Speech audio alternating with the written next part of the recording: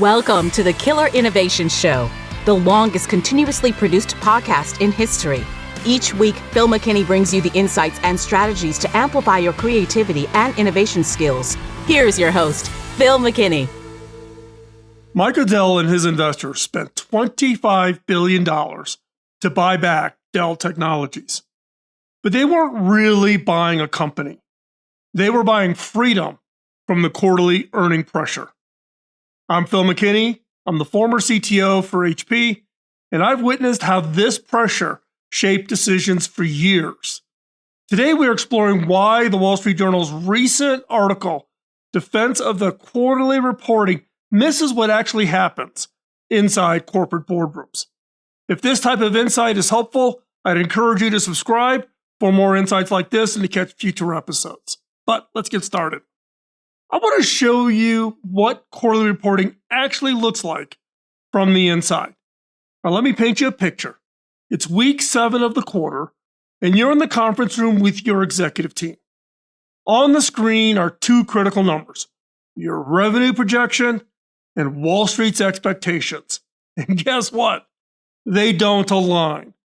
During my time as CTO at HP, I found myself in these situations repeatedly. R&D projects worth billions in future were going to get paused. Innovation initiatives that could transform the company were going to get delayed. Not because they lacked value, but because we had weeks to hit the quarterly numbers. What struck me was how predictable this became. Quarter end approaches, cut the long-term stuff, meet short-term targets. Rinse and repeat. When your stock prices can swing 10% over missing your earnings by 3 cents per share, you optimize for quarterly performance, even when it destroys long-term competitiveness. Now, this is where it gets interesting. One CEO escaped this system entirely. And here's the proof that this system is broken. Michael Dell and Silver Lake Partners paid $24.9 billion for one thing: freedom from quarterly earning pressure, killing Dell's long-term potential. Michael Dell explicitly said no more pulling R&D and growth investments to make in-quarter numbers. Now, what happened next was remarkable. R&D spending jumped just from over about $1 billion to over $4 billion that next year. That's a 400% increase.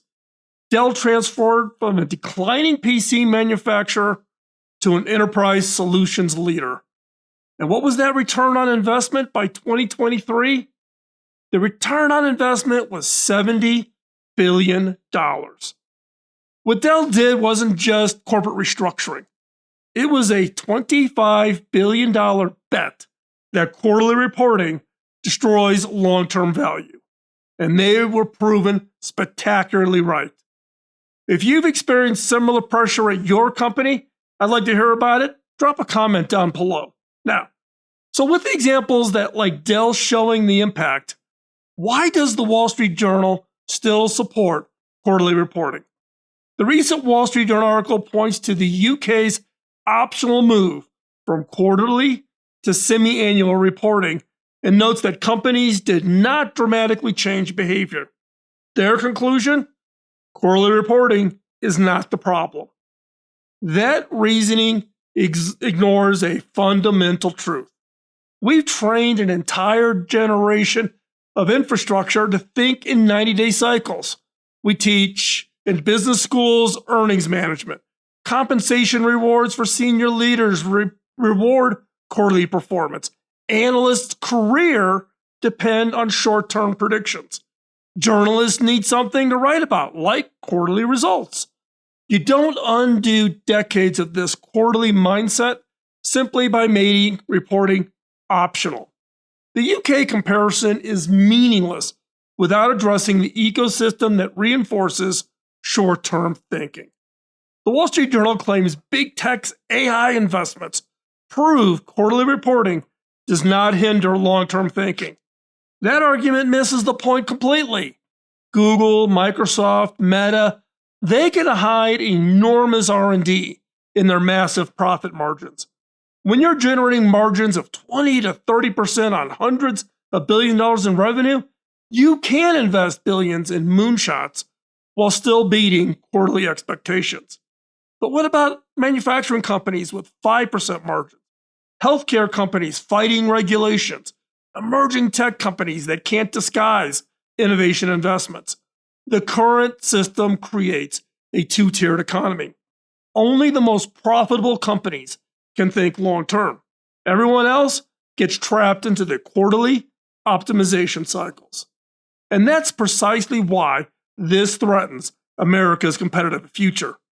America's competitive advantage comes from patient, long-term investments in breakthrough innovations like semiconductors, the internet, biotech, all required decades, in some cases multiple decades, of sustained investment.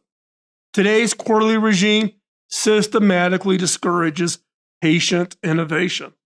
I call it the 50-year overnight success.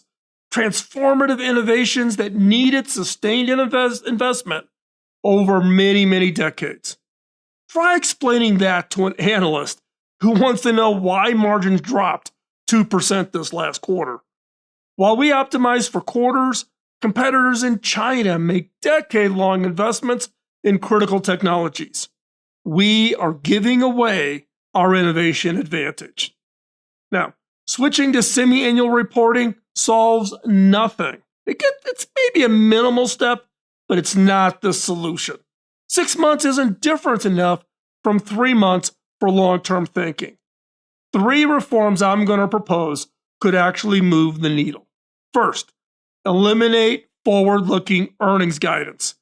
This forces public commitments about future performance, creating pressure to hit predictions regardless of maybe better opportunities that emerge in the quarter. Second, separate long-term innovation investments from operational expenses and accounting. Give investors visibility into both current performance and future potential. Third, create metrics and incentives that reward patient capital deployment, not just quarterly performance. The stakes aren't an abstract policy debate. It's about America's economic future. Academic research provides a valuable perspective, but there's often a gap between theory and practice when it comes to corporate decision-making under pressure. In my experience, there's often a significant gap between how these systems work in theory versus reality.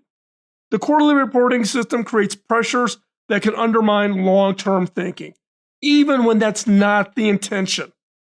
Next time the Wall Street Journal analyzes corporate behavior, here's an idea.